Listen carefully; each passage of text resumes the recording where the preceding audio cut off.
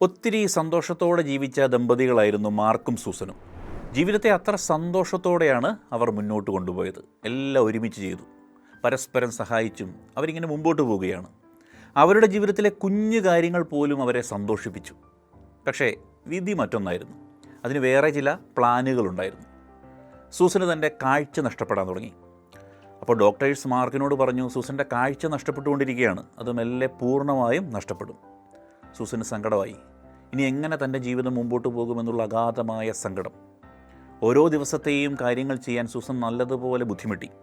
നടക്കാനും പാചകം ചെയ്യാനും മറ്റുള്ളവരെ ഐഡൻറ്റിഫൈ ചെയ്യാനും ഒക്കെ സൂസന് ബുദ്ധിമുട്ടായി തുടങ്ങി. മെല്ലെ സൂസൻ്റെ കോൺഫിഡൻസ് ഇങ്ങനെ കുറയുന്നത് പോലെയൊക്കെ തോന്നി.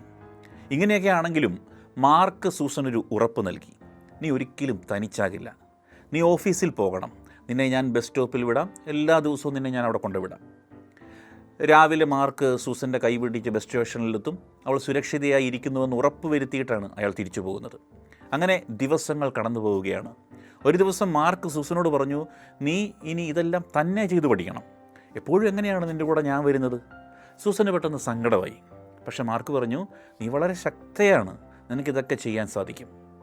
അങ്ങനെ ബസ് സ്റ്റേഷനിലേക്ക് മാർക്ക് പോകുന്നതൊക്കെ അവസാനിപ്പിക്കുന്നു. സൂസൻ തന്നെ ഓഫീസിലേക്ക് യാത്ര തുടങ്ങി. പക്ഷേ സൂസന് നല്ല ഭയം ഉണ്ടായിരുന്നു. ഇതെല്ലാം എങ്ങനെ സംഭവിക്കുമെന്നുള്ള ഭയം. പക്ഷേ അവൾ മാർക്കിൻ്റെ ആ വാക്കുകളിൽ വിശ്വസിച്ചു. അവൾ അതെല്ലാം തന്നെ ചെയ്യാൻ തുടങ്ങി.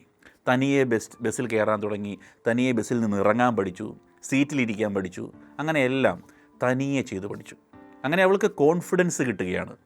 കാഴ്ചയില്ലെങ്കിലും എല്ലാം വളരെ കോൺഫിഡൻ്റായി അവൾ പഠിച്ചു. അങ്ങനെ അവളൊരു തുണയുമില്ലാതെ തനിയെ നിൽക്കുന്ന ഒരു സ്ത്രീയായി മാറി. വർഷങ്ങൾ കടന്നുപോയി.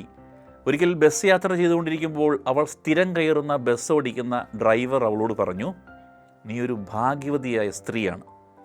അപ്പോൾ സൂസൻ പറഞ്ഞു, ഞാനൊരു അന്ധയല്ലേ?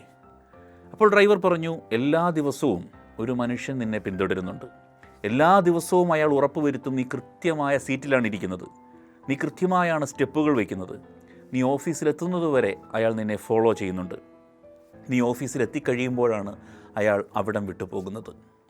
സൂസൻ്റെ കണ്ണുകളിൽ നിന്നും കണ്ണുനീരൊഴുകുന്നു. കാരണം അത് മാർക്കായിരുന്നു. യഥാർത്ഥ സ്നേഹം പലപ്പോഴും നിശബ്ദമായിരിക്കും. അദൃശ്യമായി നമ്മളെ പിന്തുടരുന്ന എത്രയോ സ്നേഹങ്ങൾ നമുക്ക് ചുറ്റുമുണ്ട്. നമ്മുടെ വളർച്ചയ്ക്ക് വേണ്ടി അദൃശ്യമായി പിന്തുടരുന്ന അഗാധമായ സ്നേഹങ്ങൾ.